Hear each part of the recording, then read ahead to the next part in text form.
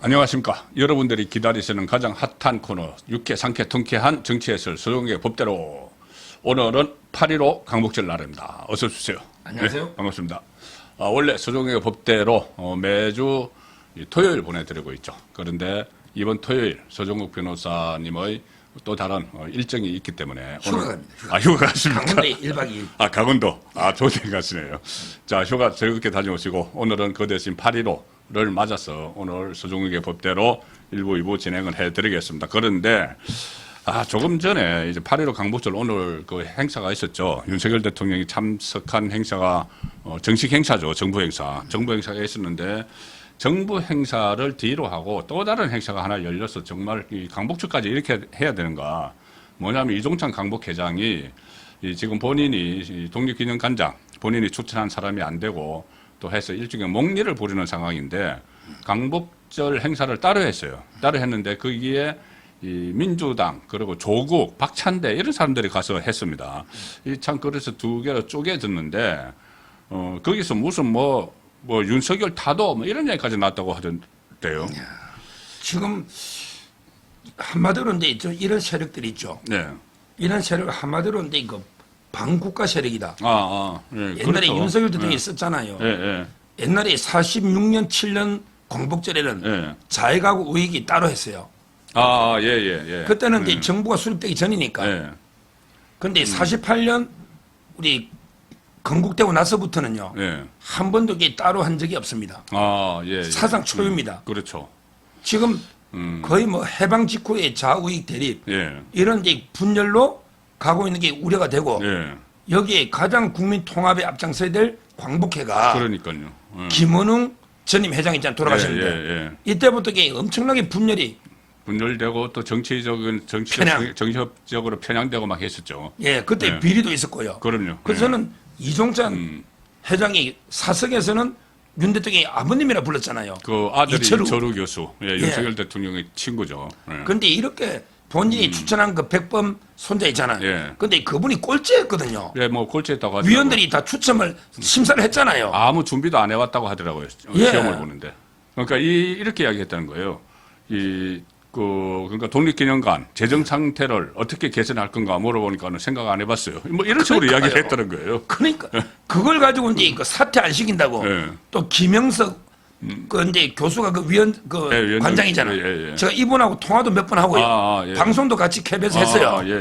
참 이게 훌륭한 분이고요. 이분은 건국절도 48년 주장 안 하고 1919년부터 하나의 건국 과정으로 봐요. 과정으로 보고 아주 모범 답안이잖아요. 1949년에 임시정부 때부터 시작을 해서 1948년 8월 15일 날 정점을 찍어서 그때 완성이 됐다는 이야기를 한 거죠. 맞는 말이죠, 그게. 그러니까 완전히 마녀 사냥이죠. 저는 왜 이런데 정말 광복계 그 이종찬 회장부터 반성하고 그다음에 거기에 민주당이나 조국당 계속 친일파 밀정이를 하면서 계속 우리 우파를 공격하잖아요. 이것도 정말 반국가 세력으로서 국론을 분열시키는 이런 행위다. 지탄받아 마땅하다 봅니다. 그렇습니다. 그리고 오늘 그 강복회 이종찬 회장의 강복회가 따로 주최한 행사에 조국, 박찬대 이런 사람들이 같이 다 참석을 했습니다. 그런데 여기서 하나 짚고 넘어가야 될 게 이종찬 회장이 어떤 사람인가. 저는 제가 처음에 정치부 기자 생활을 1988년에 했거든요. 그때 제가 민정당을 출입을 했어요. 민정당, 민주정의당. 그때 노태우 대통령이 총재였고 민정당 그 당사가 저쪽에 그 간운동에 있었어요. 저 인사동 옆에. 거기 처음에 제가 출입을 했는데 그때 처음에 인사 간 데가 이제 당직자들한테 인사 가는데 사무총장 이종찬이었어요. 이종찬 지금 강복회장. 원내 총무 됐다고 돼 있던데. 그 원내 총무는 그 전에 하고. 그러니까요. 그러니까 사무부총장도 원래 국정원 출신이에요. 국정원 출신이고 민정당으로 국회에 들어가서 사무부총장하고 원내 총무하고 그다음에 사무총장을 할 때 그때가 1988년입니다. 그리고 그 이후에 대선 주자를 나섰어요. 대선 주자를 나섰는데 민정당을 대표해서. 그런데 YS 그때 3당 통합하고 나서 YS한테 밀렸죠. 밀리고 나서 새로운 당을 하나 만들었다가 어디로 갔냐면은 김대중 새정치국민회의로 가버린 거예요. 그러니까 그때 안기부장. 그래서 거기서 DJ 선거 캠프에서 중요 역할도 하고 그리고 나중에 그 인수위원회 위원장도 하고 또 그 다음에 DJ 정부의 국정원장이 됐습니다. 그러니까요. 그런데 거기서 끝나는 게 아니고 나중에 또 거기서 또 출마를 해요. 새정치 국민회의 소속으로. 그런데 종로에 출마를 했다 떨어지고 그 다음에 2017년에 문재인 캠프에서 고문을 합니다. 예. 문재인 캠프 고문 출신이에요. 그러니까요. 예, 그러니까 이제 지금 좌파 정치인들하고 또 호흡을 맞춰서 이렇게 하고 있는 측면이 있죠. 거기에 김원웅이도 똑같은 게. 그렇죠. 그것도 이게 공채로 민정당 출신이잖아요. 민정당 공채 출신이에요. 맞아요. 예, 그 국장까지 하고. 예, 맞아요. 그리고 이제 그 좌파 쪽으로 넘어가가지고. 그게 똑같네. 똑같잖아요. 예. 철새처럼 왔다 갔다. 강북회를 정치적으로 이용을 하고. 그럼요. 예, 좌편향된 그쪽으로 이용을 하고. 또 이종찬 회장은 그 할아버지, 작은 할아버지가 이제 임시정부에서 있었죠. 이시영 초대 부통령이죠. 네, 이제 그런 것이 있었기 때문에 이렇게 그런 게 작용을 했는지 몰라도 지금 이렇게 논란을 일으키는 것은 본인이 추천했던 독립기념관장이 떨어졌다는 것. 그렇습니다. 예, 그걸로 해서 일종의 목리를 부리면서 좌파와 같이 강북조를 두 개로 쪼갰습니다. 예, 뭐 이제 본격적으로 뭐 정치 그리고 사법 이야기를 한번 해보겠습니다. 예. 또 지금 이재명도 오늘 이걸 가지고 막 갈라치기를 SNS에 막 올리고 하더라고요. 이 강북회 문제 가지고. 그런데 이재명이 지난주에 가장 이재명이 또 하나 엉뚱한 그 뉴스가 들려왔었는데 이해하기 어려운. 그 전에도 이 몇 차례 그 재판에 가서 뭐 조퇴하고 막 이렇게 했잖아요. 조퇴하고 또 단식한다고 해서 단기간 출석 안 하고 했는데 지난번에 그러니까 지난주에 재판 이번 주 오늘은 공휴일이라서 자꾸 지난주 하는데 이번 주가 2주 동안 휴정된 법원 재판이 다시 속개된 날이었어요. 예. 속개됐어요. 월요일 날 속개가 됐는데 그 화요일 날 그 이재명의 재판이 있었죠. 대장동 재판 김동연 부장판사. 근데 거기 또 절반하고 오후에 조퇴를 해버렸다. 조퇴를 하는데 이유가 뭐냐면은 방송 녹화가 가야 돼. MBC 그 그 경선 후보 토론회. 근데 녹화는 또 저녁 8시에 잡혀 있었다는 거예요. 그런데 또 나중에 또 그게 막 알려지니까는 외교 통일에도 있어 상임위 가야 돼. 또 이렇게 했다는데 어쨌든 일반 피고인이 재판 연기해달라면 연기 안 해주잖아요. 몇 차례 이야기가 나왔던 거지만. 그러니까 이게 지금 저는 두 가지 의도로 보는 게요. 예, 의도가 있죠. 예, 두 가지는 이제 첫째는요. 예. 첫째는 이제 그 재판부를 완전히 무시하는 거예요. 예. 그러면서 그렇죠, 이제 그렇죠. 뭐 재판부가 내를 이게 어떻게 건드릴 수 있냐. 심지어 이런 식으로 나는 재판부 위에 있다. 이렇게 재판부를 초라하게 무시해서 예. 하나 내가 재판에 뭐 때문에 못하는 일이 없다. 나 재판 이거는 이제 뭐 이거 있어도 대표도 할 수 있고 모든 다 할 수 있다. 재판하는 거기 내 할 일 다 하고 남는 시간에 재판 받는 거니까. 그러니까 자기는 이게 재판 때문에 뭐 국회의원이든 당 대표든 못할 일 없다. 재판이라는 건 내 마음대로 할 수 있고 내가 이게 그 시간 남으면 가고 이런 걸 이게 본인이 재판부 위에 있다. 그러니까 이런 이제 무시하는 거 여기 하나가 있고요. 그다음에 두 번째가 중요한 게 이것도 시간도 끄는 거예요. 시간 끌기죠. 이래되면 이게 시간 끄는 거예요. 지금 이재명의 재판 전략은 제가 이재명 측의 여러 사람 변호사나 취재해 보니까 세 단어예요. 세 단어. 이재명의 재판 전략은 첫째가 침대 재판. 침대 재판. 이게 시간 끄는 거예요. 축구할 때 침대 축구 시간 그렇죠. 끄는 거. 예, 자제가 이기고 있으면 축구에서는 이기고 있으면 45분 빨리 가라고 한번 쩔어지면 그냥 누워 있죠. 그러니까 침대 재판. 침대 재판. 그다음에 두 번째가 판사 급박. 판사 급박 하죠. 세 번째가 검사 탄핵이에요. 판사 급박, 검사 탄핵. 여기 세 가지 전략입니다. 그러니까 이제 이번에 무시하고 가면 뭐 길 외 정신문에 봤자 그건 효력이 없어요. 또 불러면 또 불러야 돼요. 그렇죠. 그런 게 의미 없단 말이에요. 그러니까 이제 재판은 또 몇 주 지나 그냥 공전되는 거예요. 그냥 공전되고. 그러니까 재판을 이게 침대 재판하기 위한 합법적으로 이게 지원하기 좋잖아. 합법은 아니지만. 네, 합법 아니지만 일단 이게 핑계거리 돼가지고 가는 이런 이제 두 가지도 그러니까 하나는 시간 끄는 거 하나 침대 재판. 그다음에 하나는 내가 이게 아무리 재판 받아도 내 할 일 다 할 수 있지. 재판 리스크 때문에 내가 당대표 직무 수행 못하는 게 아니다. 그런데 이제 8.18 이걸 보여주는 거 지지하는데. 8.18 전당대회 통해서 이제 연임을 시도를 하고 있는데 나 연임 돼도 재판 때문에 저 당대표 저 못하는 거 아니야? 다 할 수 있어. 그럼요. 아, 당대표하고 재판 안 나갈 거야. 이렇게 되는 거네. 그렇죠. 보통 사람 같은 경우에 일주일에 4번 재판하면 네. 재판이 우선이잖아. 그렇죠. 그럼 이게 당대표 할 수 있냐? 이러잖아. 그렇지. 근데 이재명이는 재판은 내가 쉬는 시간에 그냥 가는 거니까 나는 이게 당대표 다 설렁설렁 하고 하는 거야? 국회의원 네. 뭐 남는 시간 있잖아. 네. 그때 내가 가고 싶을 때 가면 돼. 네. 이걸 보여주는 거예요.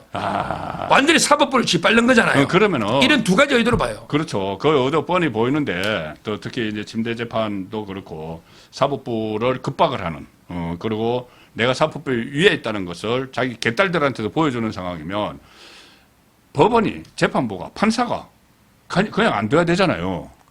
그런데 이걸 계속 김동연 판사는 지금 맞죠? 김동연 서울중앙지법 33부 김동연 판사가 지금 화요일 날 재판 안 간 거는 대장동, 백현동, 위례신도시, 성남FC 묶여있는 재판이죠. 네 가지 묶은 거고 지금 위정교사 재판도 따로 하고 있는데 위정교사 재판은 일단 끝났잖아요. 예. 결심을 9월 30일. 30일 하죠. 그리고 1심이 10월 말에 나올 가능성이 있는데 저는 이거 보고 김동연이 그동안도 이재명을 막 봐주고 재판을 했는데 이거 이번에 또 봐줬잖아요. 그러니까요. 그러면 이게 위정교사 재판을 할 때 정말 설렁설렁 할 거 아닌가? 1심 선고를 그런 걱정까지 들던데. 지금 이제 김동연이가 네. 한 번 딱 강제 구인을 겁을주가 출소한 게 한 번 딱 있어요. 딱 한 번. 총선 직전에 4월 9일 날. 4월 9일 날.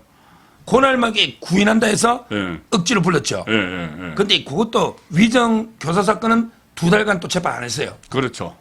청구한다고. 예. 위정교사는 지금 재판이 빨리 진행되니까 빨리 재판을 진행을 하면 빨리 선고를 해야 되니까. 그렇죠. 그러니까 김동연이가 이제 쇼한다고 4월 9일 딱 선거전 날 주목할 때 그렇죠. 한 번에 강제 구인했고 이번에 화요일도 그냥 봐준 거예요. 조서에만 예. 양쪽 주장을 조서에만 남겨놓고 예. 그냥 이게 봐준 거예요. 저는 자 축구를 계속 하니까 예를 들어 이제 뭐 축구하는데 상대가 1대0 이기고 있다. 그래서 공격을 안 하고 뒤에서 계속 삥삥 돌린다. 그러면 심판이 어떻게 합니까? 심판에 단지 그 펜트 주죠. 페널티를 주가지고 공을 공격권을 저리 넘기잖아요. 그렇죠. 예. 넘기잖아요. 예, 넘기죠. 근데 심판이 삥삥 돌 때 가만히 보고 있고 잘한다고. 그러면 이게 누가 더 나쁩니까? 심판이 더 나쁘죠. 저는 더 나쁘다 봐요. 그렇지. 왜냐하면 돌릴 놈은 어차피 지가 이기고 있으니까 자기- 돌릴 욕구가 생기잖아. 이재명 자기 살려고. 그럼 심판은 객관적인 심판이 페널티를 줘가지고 공을 상대편한테 넘기죠. 넘기되잖아. 근데 김동연은 그걸 안 하고 이재명이 삥삥 돌리는 침대 재판을 도와주고 있는 거예요. 도와주고 있죠. 제가 워낙에 얼마나 열받으면 제가 방송 가서 조희대 대법원장 김동연 교체라 이렇게 했겠습니까? 도대체 이게 2년 동안 한 게 뭐냐? 교체를 하면 또 새로 시간을 끌게 되지 않아요? 뭐 그래도 이게 요즘은 뭐 재판 진행의 문제니까 특히 이 재판은 검찰에서 대장동하고 미래만 분리해서 선고해달라. 그렇죠. 그렇게 그다음에 가지고 요구를 백현동은 쪼개고 네. FC에 돌려주라 했잖아. 대장동하고 백현동 수사가 재판이 많이 됐으니까 쪼개서 선고하자고까지 이야기를 했죠. 그러니까 제 말은 이게 김동연이가 그 검찰이 요구한 그건 안 들어주고 지금 재판만 그렇네. 질질 끌고 있으니 예. 저는 조혜대 대법원장이나 법원장이 김동연에 대해서 엄중 경고하고 제대로 이게 이러면 사법부 무너지잖아 불신이. 그렇죠. 예. 국민들이 뭐라 보겠냐고. 지금 요즘 재판 가면 국민들이 그런 사람 많아요. 판사님 저 오늘 이게 오후에 뭐 이래야 되는데 재판 못 받겠다 하면 그러니까 그러면 이게 뭐라고 할 거야? 거절하면 그 사람은 아니 이재명이는 법 위에 있고 나는 법 아래에 있습니까? 이럴 거 아니야. 그렇죠. 이러면 이게 사법부 전체가 무너지거든. 특히 김동연 재판에서는 다 그렇게 하면 되겠네. 그러니까요. 네. 제 말은 아마 조혜대 대법원장이 따끔하게 경고나 엄중 경고 이런 이제 그 제재를 가해야지 이거 그냥 넘어서는 안 된다. 예. 이렇게 보고요. 예. 다만 이제 그 위정교사 있죠. 위정교사 영향. 요거는요. 예. 요거는 이제 뭐 영향 큰 영향 저는 없을 거로 봐요. 왜 그러냐면 네. 워낙에 양형 기준표가 있잖아. 기준표가 있죠. 예. 위정교사 구속 확률 40%, 버튼 그러니까 구속 40%. 그것도 있지만 예. 제가 올해 통계를 또 하나 가져왔잖아요. 그 40%는 제가 저번에 한 거고요. 요거는 이게 제가 처음 공개하는 상반기 통계인데요. 예. 올해 상반기가요. 예.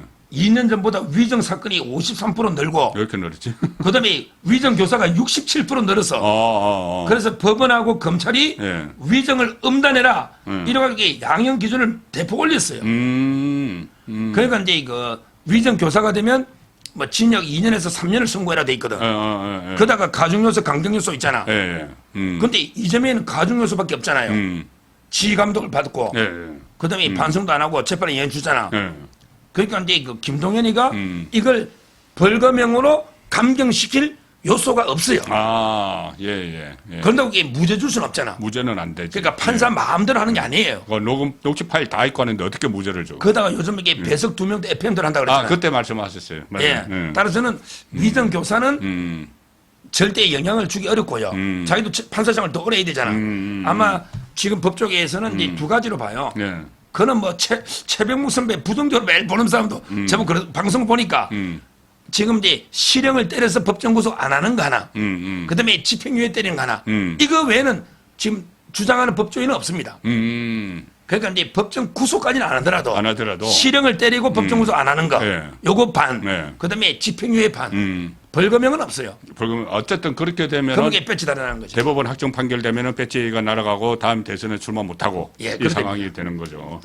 김동연 부장판사 입장에서는 어떻게 보면은 본인도 상당히 불명예스럽잖아요. 불명예스럽기 때문에 여기서 제대로 한번 1심 선고를 내리면은 본인이 그동안 재판 끌었던 거 뭐 전부 다 봐준 거 있잖아요. 봐준 게 좀 불식이 될 수도 있을 텐데 그리고 말씀하신 대로 배석 판사들이 또 2명이 있으니까 이게 양형 기준표 그대로 따라가도 이재명은 여기서 이제 벗어나가기는 어렵다.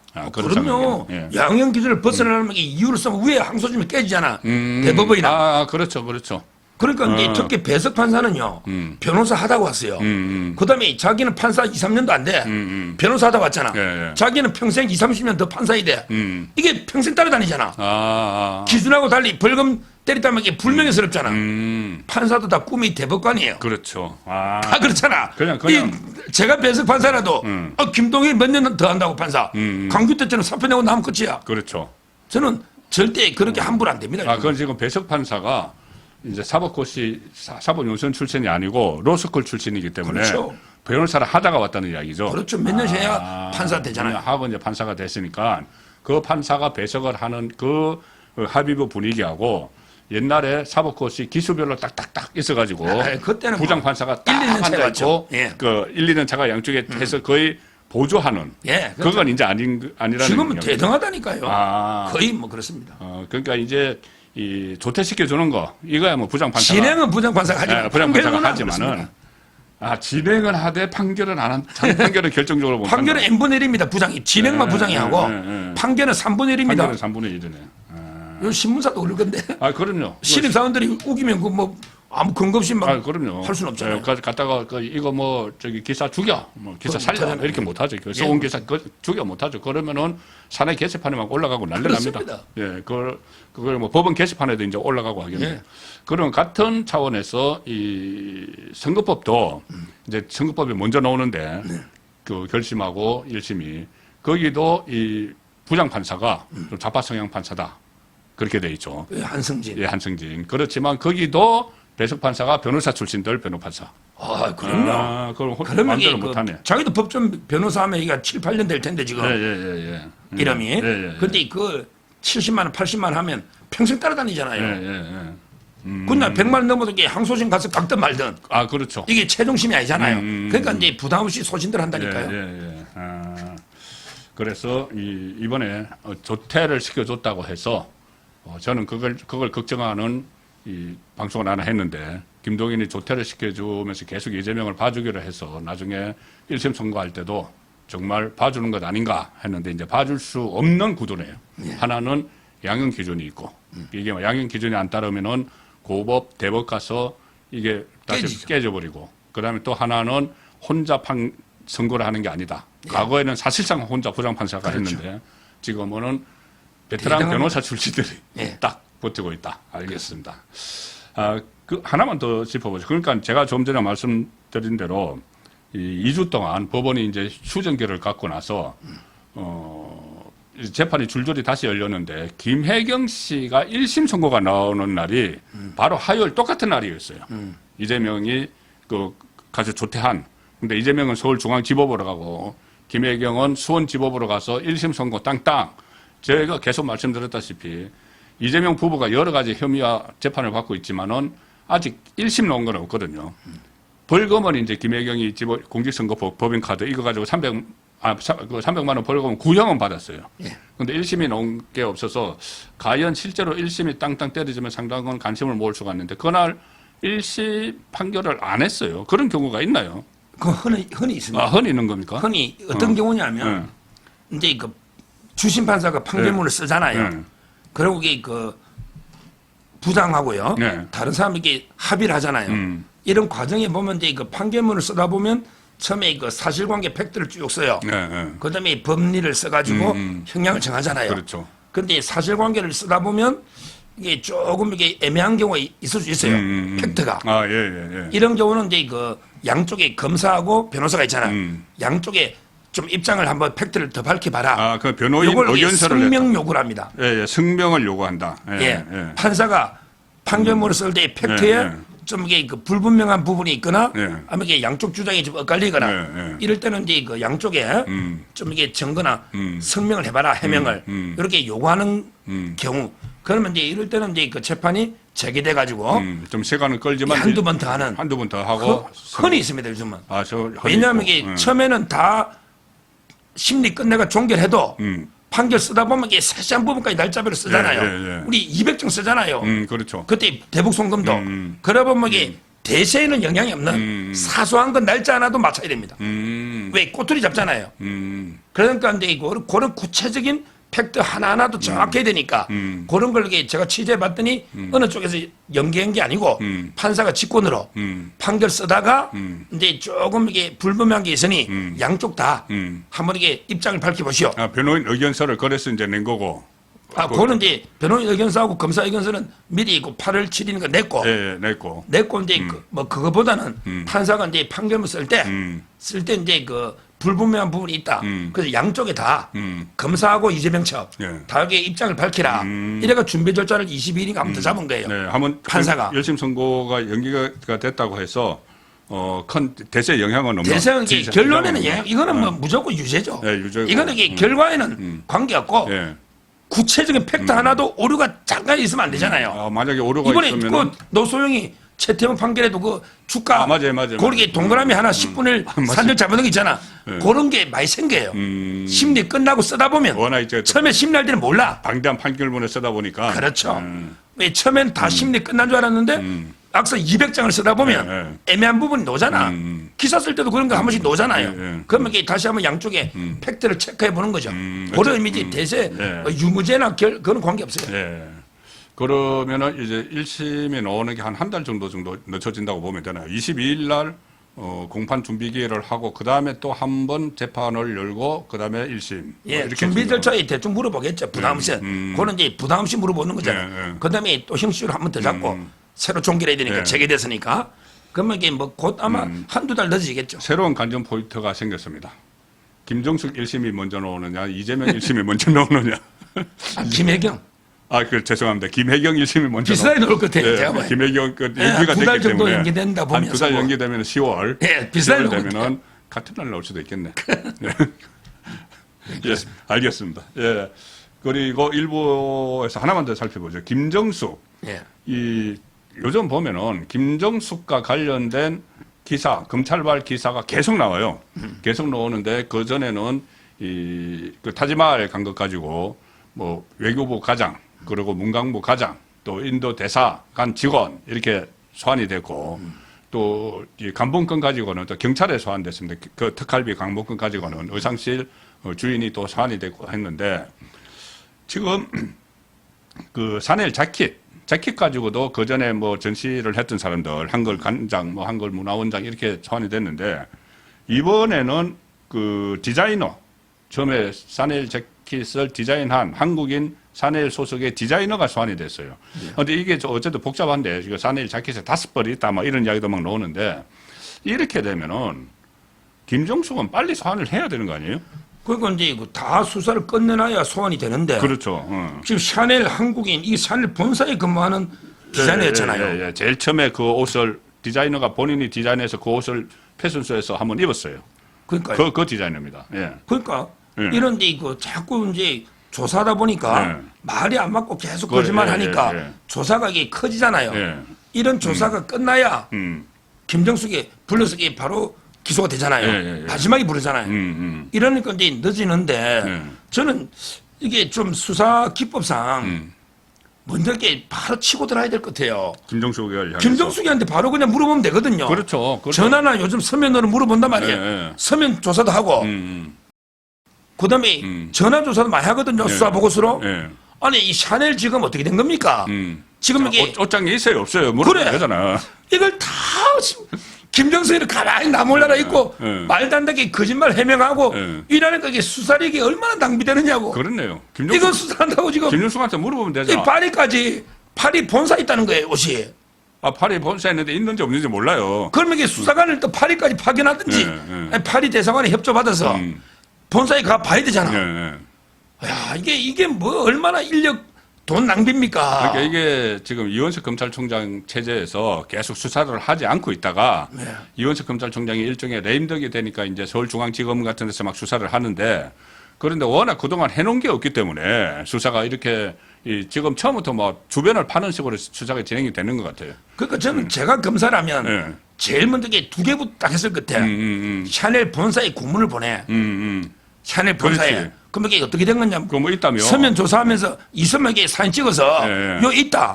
이렇게 보내주면 쓸데없는 수사할 필요 없잖아. 그렇죠. 예. 그리고 가장 확실한 건 김정숙한테 물어보는 거예요. 그다음에 김정숙한테 먼저 해명을 들어본 다음에 거짓말이다 싶으면 수사하면 되잖아요. 그렇죠. 이걸 안 하고 이게 외곽부터 캐다 보니까 이렇게 지연되고 있는데 이거는 제가 보기에 이거는 타겟민이나 그때 그 김정숙 측에서 거짓말하기 명백하거든요. 처음부터 자기들이 규정 받았다고 뭐. 잠깐 입고 반란했다 했잖아. 근데 3년이 지나가지고 3년 지나서 또 이게 규정을 비슷한 받았다. 옷을 그것도 아니고 우리한테 기정했다 해가 또 전세해놨잖아. 이게 몰랐으면 그 옷인 줄 알 거 아니야. 근데 네티즌들이 다 찾아냈죠. 그러니까요. 거기서부터 이게 속이고 거짓말한 것부터 꼬인 거 아니에요. 그게 저는 김정숙 측이나 타김메이가 얼마나 이렇게 거짓말해가 이렇게 수사력 낭비하느냐고요. 이제는 뭐 진짜 이제 뭐 금방 다 끝나지 않을까. 이까지 왔으면 아마 이거는 이게 김정숙이가 새빨간 거짓말인 거기 때문에 뭐 검찰에서 아마 김정숙이가 이게 죄를 이 자체가 큰 건 아니지만 또 이제 김건희에서 300만 원짜리 파우치하고 비교해 보면 그렇죠. 작은 것도 아니잖아. 그거 1,000만 원 넘는다고 하던데. 이게 50 몇천 할 거 아니에요. 이것도 큰 거잖아요. 이거 특활비로. 그러면 이게 수사를 이제 뭐 이양 이래 된 거 철저하게 수사의 진실을 쫙 국민 앞에 알리고 처벌시키는 수밖에 없죠. 그러니까 아마 이런 부분들이 이 심우정 검찰총장 체제가 본격적으로 시작이 되는 이 가을쯤에는 이 문재인 김정숙 수사가 아마 활기를 띨 것 같아요. 문재인의 그 제3자 뇌물죄 수사도 그렇고 심우정 검찰총장 체제가 들었으면은 그리고 9월 10월에 가을에 문재인 부부는 검찰의 엄청난 수사를 받게 될 거고 조금 전에 말씀드린 대로 이재명 김혜경 부부는 법원의 단죄를 받게 되는 그 상황이 올 가을에 있을 것 같습니다. 하나만 더 김정숙하고 연결되니까 문재인하고 그런데 전주지검에서 지금 하고 있는 거 9명 9명 투입해간데 그 박영진 검사 하고 있잖아요. 거기서요 중요한 게 그 임종석이를 소환. 임종석 맞네. 이게 중요합니다. 임종석 이걸요 제가 한 달 좀 넘게 전에 임종석 조국한테까지 수사 확대된다고 제가 처음 방송을 했어요. 그러게 제가 어떻게 알았냐? 옛날에 막 계속 자료를 검증하다가 이상직위를 중소기업 벤처진흥공단 이사장을 주려면요. 요게 그 인사위원회 를 거치되잖아. 인사위원회 청와대 인사위원회. 거기에 위원장이 비서실장이거든요. 그렇죠. 위원장이 비서실장이고. 그러니까 인사수석이 참석을 하고. 그다음에 민정수석이 검증하고. 검증 쪽에 참석하잖아. 그렇죠. 그러니까 제 말은 이게 이 이상직위가 까면 안 되잖아요. 그렇지. 근데 통과시키려면 이게 분명히 문재인이가 자기 사위 도와주고 매관매직이잖아. 그러니까 이제 그 임종석이나 조국이한테 지시했을 거다. 지시를 했죠. 그러면 이게 둘이가 밀어붙였을 거다. 그러니까 조현옥이도 억울하다 이거지. 그래서 이게 2명 갈 거라고 제가 했더니 임종석이 소환했더라고. 저는 조심스럽지만 조국이도 소환하는 게 맞는 거고요. 이거는 뭐 이제 진짜 이거야 문재인 빼고는 안 되잖아. 그러니까 이거는 문재인 사이니까. 그러니까 꼭대기에 문재인이 있는 거죠, 이거는. 예, 뭐 예를 들어 송철호 거나 다른 거는 문재인가 요리조리 빨리 나왔잖아. 예. 근데 이거는 문재인이 사이잖아. 그렇죠. 딸이잖아. 예. 따라서 요것만은 문재인가 저는 도저히 못 빨리 나간다. 임종석이 알아서 할 수가 없는 거죠, 그거는. 그럼요. 다른 건 뭐 비서실장이 알아서 했다 아마 그래 버리면 되는데 이거는 비서실장이 뭘 알아야지 알아서 하지. 그러니까. 대통령 사위 이야기인데. 그래서 저는 아마 이게 임종석이가 오잖아요. 예. 묵비권한데. 그래도 이제 뭐 그냥 확인해 주는 게 의미가 있잖아. 그렇죠. 그러면서 이게 참고인을 불러서 항상 이런 말이 있어요. 들어올 때는 참고인, 나갈 때는 피해자입니다. 피의자. 원래 그래요. 우리 예. 제주도 가니까 민요가 좋은 게 있더라고. 이런 제주도 민요가 있어. 예. 한라산 올라갈 때는 오빠 동생 하더니 한라산 내려올 때 여보 당신 하더라. 이게 유명한 가요입니다. 한라산에서 뭔가 씀씀이 이루어졌다. 사랑이 싹튼 건데 예, 우리 여기는 검찰로 비유하면 검찰에서는 검찰이 들어갈 때는 참고인데 예, 들어가고 나면 탈탈 털린다. 나올 때는 피해자입니다. 나오다 피의자. 그럼 이게 임종석, 조국, 문재인까지 예. 요거는 이게 피해자로 끝날 수밖에 예. 없다. 예. 저는 그래 봅니다. 저희들이 이게 연결된 거예요, 김정수하고. 예, 서정욱의 법대로 지금 오래 기간 동안 해드리고 있는데 항상 그때마다 새로운 그 이재명 또 문재인과 관련된 임종석 소환은 제가 네. 제일 먼저 했습니다. 한 달 전에. 그렇죠. 예, 저희들이 조금씩 앞서서 이렇게 말씀을 드리고 있는 것 같습니다. 그래서 지금도 일부에서 계속 말씀드린 대로 이 검찰 체제가 다시 바뀌고 예. 또 법원이 이 조희대 대법원장 체제가 이제 완전히 정착이 되면은 새로운 그 상황들이 속속 도출이 될 것 같은 느낌입니다. 예. 서종의 8.15 광복지절 날 보내드리고 있는 서종의 법대로 1부는 여기서 마치겠습니다. 고맙습니다. 감사합니다.